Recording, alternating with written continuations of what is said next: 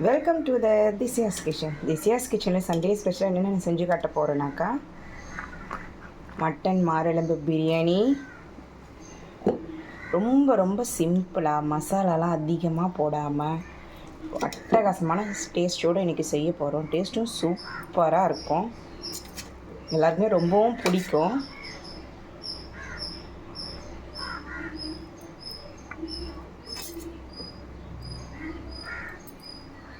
அதுவும் அந்த மட்டன் மாரெலும்பு பிரியாணி வீட்டில் இருக்கிற அரிசியை வச்சு நம்ம செய்ய போகிறோம்.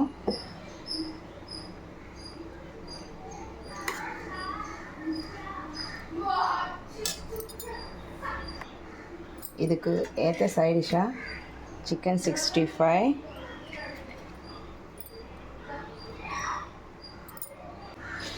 இதுக்கேற்ற சிக்கன் குருமா.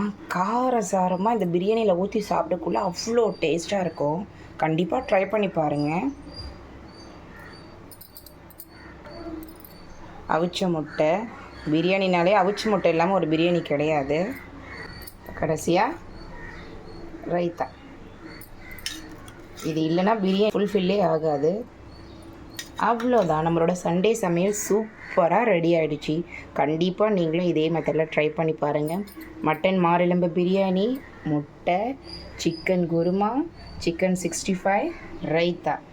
வாங்க இது எல்லாத்தையும் எப்படி சீக்கிரமாகவும் டேஸ்ட்டாகவும் செய்கிறதுன்னு வீடியோக்குள்ளே போய் பார்க்கலாம்.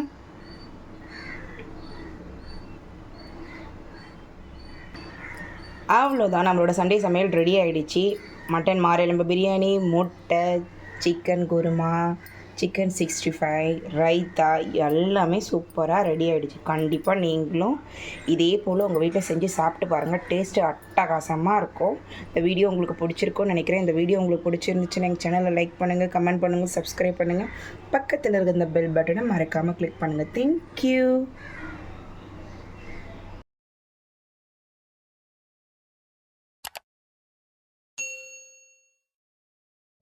இப்போ ஃபஸ்ட்டு நம்ம எல்லாம் செய்கிறதுக்கு முன்னாடி சிக்கன் 65 மசாலா போட்டு வச்சுக்கலாம். ஒரு 200 கிராம் அளவு சிக்கன் எடுத்துருக்கேன். இப்போ இதுக்கு ஒரு ஸ்பூன் அளவு தனி அரைச்ச காஞ்ச மிளகாய் தூள், ஒரு அரை ஸ்பூன் அளவு மிளகுத்தூள், ஒரு அரை ஸ்பூன் அளவு கரம் மசாலா, தேவையான அளவு உப்பு, இதெல்லாம் இதில் சேர்த்துக்கலாம்.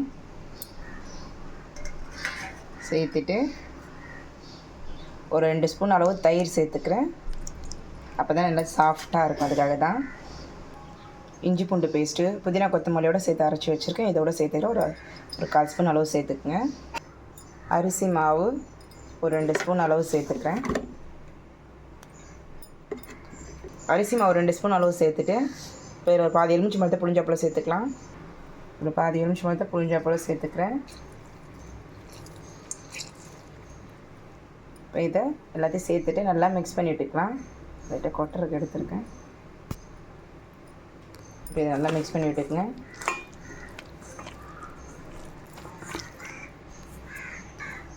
பாருங்கள், இதை நல்லா மிக்ஸ் பண்ணியாச்சு. இது இப்படியே ஒரு 1/2 மணி நேரம் நல்லா ஊறட்டும். அதுக்குள்ளே பிரியாணி செய்ய ஆரம்பிக்கலாம். இப்போ மட்டன் மாரெலும்பு வச்சு தான் நம்ம பிரியாணி செய்ய போகிறோம். இப்போ இதை நம்ம குக்கரில் தான் செய்ய போகிறோம். அதே போல் வீட்டில் இருக்கிற அரிசியை வச்சு செய்ய போகிறோம். ரொம்ப செட்டடாக, ரொம்ப காரம் அதிகமாக சேர்க்காமல் செய்ய போகிறோம். இப்போ இதில் ஒரு 3லேருந்து 4 ஸ்பூன் அளவு எண்ணெய் சேர்த்துக்கலாம். சேர்த்துட்டு இப்போ இதில் ஒரு ஸ்பூன் அளவு நெய் சேர்த்துக்கிறேன். அப்படி எண்ணெய் நல்லா சூடானதுக்கப்புறம் இப்போ இதில் ஒரு பெரிய துண்டு பொட்டையை ஒரு அரை உடைச்சி வச்சுருக்கேன். 2 ஏலக்காய், கொஞ்சமாக கடல்பாசி, ஒரு நட்சத்திரப்பூ, 4 கிராம், இது எல்லாத்தையும் இதில் சேர்த்துக்கலாம். இது கூடவே 2 பிரியாணி இலை. இதெல்லாம் நல்லா பொரிஞ்சதுக்கப்புறம் 2 பெரிய சைஸ் வெங்காயத்தை கட் பண்ணி வச்சுருக்கோம். நீட்டு வாக்கில் 4 பச்சை மிளகாய் இதோடு சேர்த்துக்கலாம். வெங்காயத்தை சேர்த்துட்டு வெங்காயம் நல்லா பொன்னிறமாக வர வரைக்கும் வதக்கி எடுத்துக்கலாம்.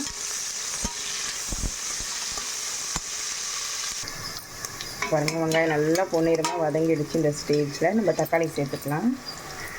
2 பெரிய சைஸ் வெங்காயத்துக்கு 2 நார்மல் சைஸ் தக்காளி எடுத்து நல்லா நீட்டு வாக்கில் கட் பண்ணி வச்சுருக்கேன். இதோட சேர்த்துக்கலாம்.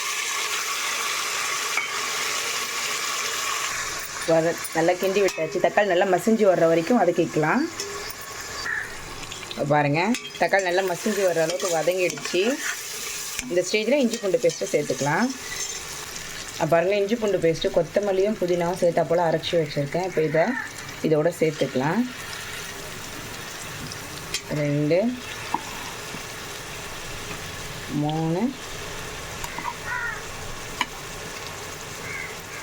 4 மொத்தமாக 4 ஸ்பூன் அளவு சேர்த்துக்கிறேன். நம்ம வேறு எந்த மசாலாவும் சேர்க்க போகிறதில்ல, காஞ்ச மிளகாத்தூள் மட்டும்தான் சேர்க்க போகிறோம். அதனால் இஞ்சி பூண்டு பேஸ்ட்டு எப்போவுமே கொஞ்சம் மிச்சமாக சேர்த்துக்கலாம். டேஸ்ட்டு எப்போவுமே சூப்பராக இருக்கும். இப்போ இஞ்சி பூண்டோட பச்சை வாசம் போகிற வரைக்கும் வதக்கிக்கலாம். நான் எப்பவும் சொல்கிறது தான், 2 நிமிஷம் மூடி வச்சு சமமான அளவில் வதக்கி எடுத்துக்கலாம். மிக்ஸ் பண்ணி விட்டுடலாம். ஃபஸ்ட்டு மிக்ஸ் பண்ணி விட்டு 2 நிமிஷம் மூடி வச்சிடலாம். பாருங்க, மூடி வச்சு அடுப்பை குறைச்சி வச்சுக்கோங்க. 2 நிமிஷம் அப்படியே இருக்கட்டும். 2 நிமிஷத்துக்கு அப்புறம் ஓப்பன் பண்ணி பார்த்துட்டு நல்லா கிண்டி விட்டுட்டு மறுபடியும் 2 நிமிஷம் மூடி வச்சிடலாம். மொத்தமாக 4 நிமிஷம் ஆகும். அந்த மாதிரி வதங்கினா தான் இஞ்சி பூண்டு சமமான அளவு வதங்கும், டேஸ்ட்டும் நல்லாயிருக்கும். அதிகமாக வதக்கிட்டோனாக்கா பிரியாணி கசப்படுக்க ஆரம்பிச்சிடும். பாருங்கள், இஞ்சி பூண்டு பேஸ்ட்டு சமமான அளவில் வதங்கிடுச்சு, அடி பிடிக்க ஆரம்பிக்குது. இதுதான் கரெக்டான ஸ்டேஜு. இந்த ஸ்டேஜில் நம்ம மட்டனோட மாரெலும்பை சேர்த்துக்கலாம். நான் இன்றைக்கி 400 கிராம் அளவு மட்டனோட மாரெலும்பு எடுத்திருக்கேன். இப்போ இதோட சேர்த்துக்கலாம்.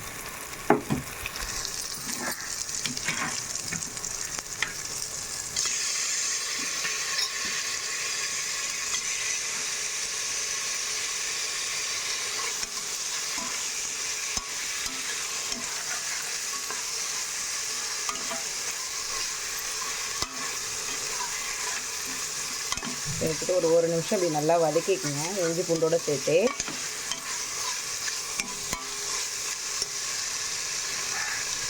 இதில் தயிர் சேர்த்துக்கலாம். நான் ஒரு 1/4 கப் அளவு தயிர் சேர்த்துக்கிறேன். புளிப்பு இல்லாத தயிராக எடுத்துக்கோங்க. சேர்த்துட்டு நல்லா மிக்ஸ் பண்ணி விட்டுக்குங்க.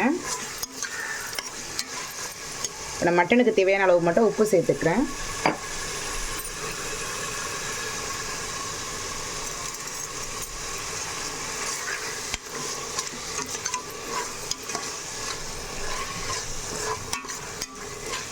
இப்படியே இருக்கட்டும்.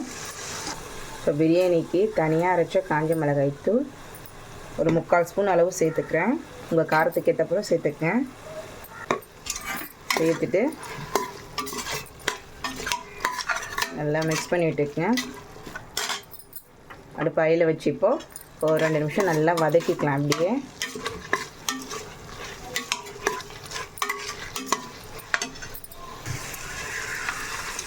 இப்போ பாருங்கள், 2 நிமிஷம் நல்லா வதக்கியாச்சு. இந்த ஸ்டேஜில் தண்ணி சேர்த்துக்கலாம். பாருங்கள், நான் இந்த படியில் 1.5 படி அளவு வீட்டில் இருக்கிற அரிசி எடுத்திருக்கேன், நார்மல் அரிசி. இப்போ அதனால் 1.5 படின்றதுனால மொத்தமாக 3 படி அளவு தண்ணி வைக்கணும். இப்போ ஒரு 2 3 மொத்தமாக 3 படி அளவு தண்ணி வச்சாச்சு. இப்போ இதை ஒரு 4 விசில் போட்டு எடுத்துக்கலாம். அப்போ தான் மட்டன் நல்லா வேகும், மசாலாவும் உள்ளே நல்லா இறங்கும். மட்டனை தனியாக வேக வச்சு சேர்க்குறத விட இந்த மாதிரி சேர்க்குறதுனால டேஸ்ட்டும் சூப்பராக இருக்கும், மட்டனும் நல்லா வெந்து வரும். அங்கே மட்டன் நல்லா வெந்து வர்றதுக்குள்ளே சிக்கன் குருமாவுக்கு ரெடி பண்ணிக்கலாம். ஒரு பேனில் ஒரு 2 ஸ்பூன் அளவு எண்ணெய் சேர்த்துக்குங்க. சேர்த்துட்டு ஒரு பெரிய சைஸ் பிரியாணியால் 4 கிராம்பு, ஒரு பெரிய துண்டு பட்டை 4 உடைச்சி வச்சுருக்கு, பாதி அணைச்சிப்பூ, 2 ஏலக்காய், இதெல்லாத்தையும் இதில் சேர்த்துக்கலாம். இதெல்லாம் நல்லா பொரிஞ்சு வரட்டும். இப்போ இதில் 2 நார்மல் சைஸ் வெங்காயத்தையும் 2 பச்சை மிளகாவையும் கட் பண்ணி வச்சுருக்கு, இதோட சேர்த்துக்கலாம்.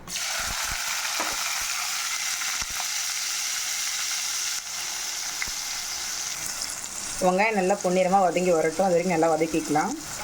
பாருங்கள், வெங்காயம் நல்லா வதங்கிடுச்சு. 2 நார்மல் சைஸ் தக்காளி எடுத்து பொடியாக கட் பண்ணப்போல இதில் சேர்த்துக்கலாம். தக்காளி நல்லா மசிஞ்சு வர வரைக்கும் நல்லா வதக்கிக்கலாம். பாருங்கள், தக்காளி நல்லா மசிஞ்சு வர அளவுக்கு வதங்கிடுச்சு. இந்த ஸ்டேஜில் இஞ்சி பூண்டு பேஸ்ட்டு சேர்த்துலாம். ஒரு ஸ்பூன் அளவு இஞ்சி பூண்டு பேஸ்ட்டு சேர்த்துக்கிறேன். இஞ்சி பூண்டோட கொத்தமல்லி புதினாவும் சேர்த்தப்போல அரைச்சி வச்சுருக்கேன். இது நல்லா பச்சை வாசம் போகிற வரைக்கும் வதக்கிக்கலாம்.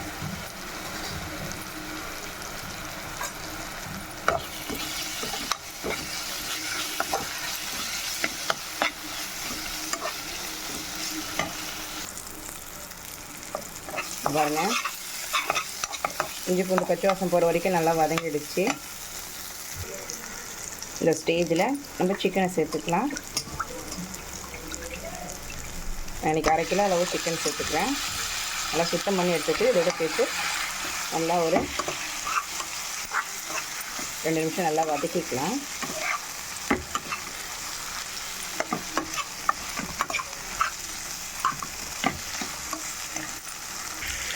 இப்போ பாருங்கள், 2 நிமிஷம் நல்லா வதக்கி வச்சுட்டு மசாலா ஐட்டம் சேர்த்துக்கலாம். 1/2 ஸ்பூன் அளவு தனியாக அரைச்ச காஞ்ச மிளகாய் தூள், ஒரு 1/4 ஸ்பூன் அளவு மஞ்சள் பொடி, இது எல்லாத்தையும் சேர்த்துட்டு நல்லா மிக்ஸ் பண்ணிக்கலாம்.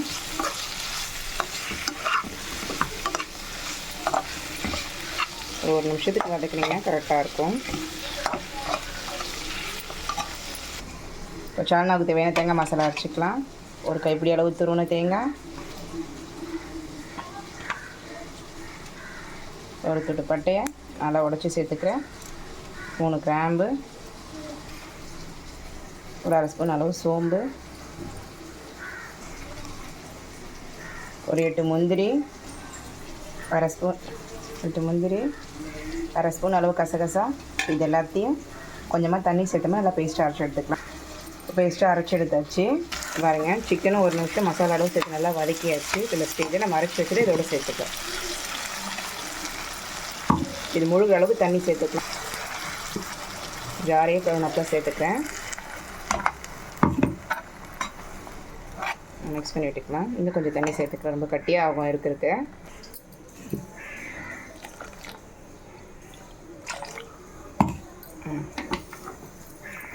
இது கரெக்டாக இருக்கும்.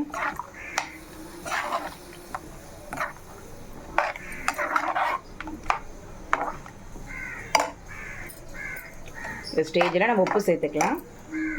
குருமாவுக்கு தேவையான உப்பு சேர்த்துக்கிறேன். உப்பு சேர்த்துட்டு இப்போ இதில் கடைசியாக ஒரு 1/2 ஸ்பூன் அளவு மல்லித்தூள் சேர்த்துக்கிறேன். இது ரொம்ப முக்கியம் குருமாவுக்கு. டேஸ்ட்டு அப்போ தான் சூப்பராக எடுத்து கொடுக்கும், கிரேவியாகவும் இருக்கும். சேர்த்துட்டு நல்லா மிக்ஸ் பண்ணி விட்டுக்கலாம். அதே போல் இந்த ஸ்டேஜில் சேர்த்துக்குங்க மல்லித்தூளை, ஃபஸ்ட்டே சேர்த்துறாதீங்க. அப்போ தான் அதோட வாசனை ரொம்ப நல்லாயிருக்கும். இப்போ இது நல்லா கொதித்து சிக்கன் நல்லா வெந்து வரட்டும். அதே போல் இது கொதிக்க விடுக்குள்ளே அடுப்பை ஹையில் வச்சிடாதீங்க, அடுப்பை குறைச்சி வச்சே செய்யுங்க. அப்போ தான் சிக்கன் நல்லா குக் ஆகி குருமாவோட டேஸ்ட்டு சூப்பராக இருக்கும். பிரியாணியில் ஊற்றி சாப்பிடுறது ரொம்ப நல்லாயிருக்கும். இப்போ பாருங்கள், நல்லா 4 விசில் வந்து ப்ரெஷர் நல்லா இறங்கிடுச்சு. பாருங்கள்,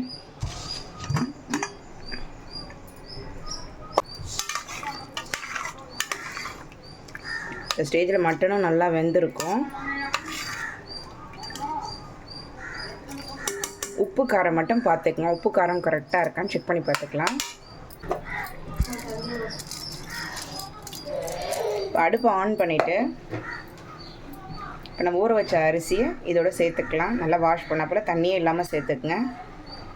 அரிசியெல்லாம் சேர்த்துட்டு லைட்டாக மிக்ஸ் பண்ணி விட்டுக்குங்க. மேலே கடைசியாக கொஞ்சமாக புதினா இலையை மட்டும் தூவிக்கலாம். பாருங்கள், கடைசியாக கொஞ்சமாக புதினா இலையை தூவி இப்போ இது மூடி போட்டு மூடி 3 விசில் போட்டு எடுத்துக்கலாம். வீட்டு அரிசின்றதுனால நான் 3 விசில் போட்டு எடுத்துக்கிறேன். ஆல்ரெடி தண்ணியோட அளவு சொல்லியிருக்கேன். 1/2 கப் அரிசிக்கு வீட்டு அரிசின்றதுனால 3 கப் தண்ணி வச்சுருக்கோம். அரிசியை நல்லா வாஷ் பண்ணிவிட்டு தண்ணி இல்லாமல் சேர்த்தாச்சு. சேர்த்துட்டு இப்போ கடைசியாக புதினா சேர்த்துட்டு உப்பு காரம் பார்த்துட்டு நம்ம மூடி போட்டு மூடிடுறோம். இப்போ மூடிடலாம். அவ்வளோதான், மூடி போட்டு மூடியாச்சு. இப்போ 3 விசில் வரட்டும். இப்போ பாருங்கள், பிரியாணி 3 விசில் வந்துடுச்சு. இப்போ உடனே ஓப்பன் பண்ணக்கூடாது. இது ப்ரெஷர் நல்லா இறங்குனதுக்கப்புறம் ஓப்பன் பண்ணி பார்க்கலாம். ப்ரெஷர் இறங்குறதுக்குள்ளே சிக்கன் 65 நம்ம போட்டு எடுத்துக்கலாம். இப்போ பாருங்கள், மசாலாக்குள்ளே சிக்கன் நல்லா ஊறி இருக்கும். இப்போ நம்ம போட்டு எடுத்துக்கலாம். எண்ணெயில் போட்டு பொரிச்சு எடுத்துக்கலாம்.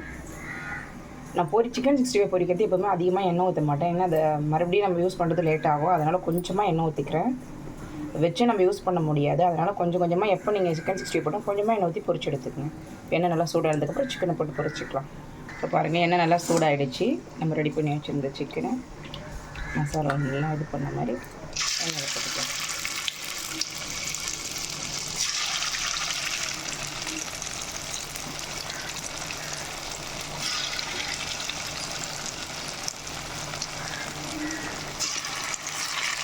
சிக்கனை சேர்த்துட்டு உடனே திருப்பாமல் ஒரு 2 நிமிஷம் கழிச்சு திருப்பி போட்டுக்கலாம்.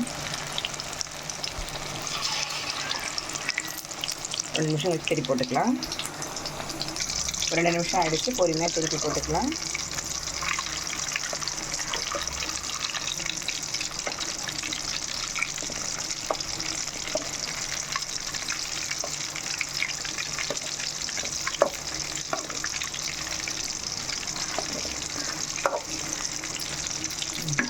அப்படியே 2 நிமிஷம் அப்படியே நல்லா வேகட்டும். அதே போல் எண்ணெய் நல்லா சூடானதுக்கப்புறம் போட்டு வச்சுங்க. சிக்கனை சேர்த்ததுக்கப்புறம் அடுப்பு குறைச்சே வச்சுக்கோங்க. நான் குறைச்சி வச்சு 2 நிமிஷம் திருப்பி போட்டேன். மறுபடியும் குறைச்சி வச்சு 2 நிமிஷத்தில் அடுப்புலேயே இருக்கட்டும். மறுபடியும் 2 நிமிஷம் ஆகிடுச்சு, திருப்பி போட்டுக்கலாம். திருப்பி போட்டதுக்கப்புறம் அடுப்பை ஹையில் வச்சு 1 நிமிஷம் திருப்பி போட்ட மாதிரி சிக்கன் எடுத்துக்கலாம். உங்களுக்கு எந்த அளவுக்கு கிறிஸ்பினஸ் தேவையோ அதுக்கேற்ற மாதிரி நீங்கள் திருப்பி போட்டு எடுத்துக்கோங்க. அவ்வளோதான், சிக்கன் நல்லா கிறிஸ்பியாக ரெடி ஆகிடுச்சு. இந்த அளவுக்கு எனக்கு போதும். உங்களுக்கு இன்னும் முறுமுறுன்னு வேணும்னா அதுக்கேற்ற மாதிரி பொரிச்சு எடுத்துக்கங்க. நான் சிக்கன் ரொம்ப ஓவர் குக் ஆச்சு நல்லா இருக்காது. பபிள்ஸும் ஓரளவுக்கு அடங்கிடுச்சு. இந்த டேஸ்ட் கரெக்டாக இருக்கும், எடுத்துடலாம். இதே போல் மீதி இருக்கிற சிக்கன் எல்லாத்தையும் பொரிச்சு எடுத்துக்கலாம்.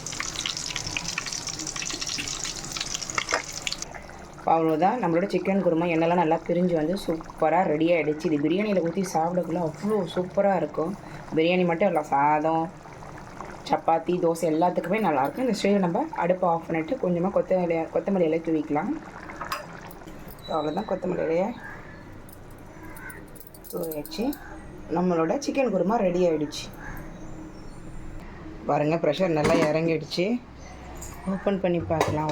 நம்மளோட மட்டன் மாரெலும் பிரியாணி எவ்வளோ சூப்பராக ரெடியாக இருக்குது பாருங்கள். அப்போ வாசனை நல்லா கம்மன்னு இருக்குது.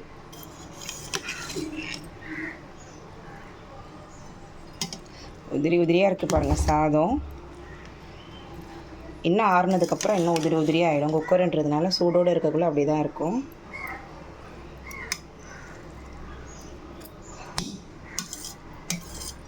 இப்போ கடைசியாக இதில் கொஞ்சமாக நெய் சேர்த்துக்கலாம்.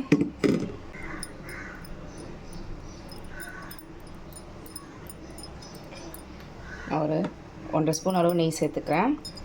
எனக்கு அளவு தெரியுன்றதுனால நான் அப்படியே சேர்க்குறேன். உங்களுக்கு அளவு தெரியலனாக்கா ஸ்பூன் அளவு சேர்த்துக்கணும். நெய் ரொம்ப கட்டியாக இருக்கிறதுனால வரமாடுது. சேர்த்துட்டு லைட்டாக அப்படி நல்லா மிக்ஸ் பண்ணி விட்டுக்கலாம். அப்போ வாசனை சூப்பராக இருக்குது. கண்டிப்பாக ட்ரை பண்ணி பாருங்கள். அடுத்த வாட்டி நீங்களும் இதே போல் மாரெலும்பு வாங்கி பிரியாணி செஞ்சு பாருங்கள். டேஸ்ட்டும் அட்டகாசமாக இருக்கும்.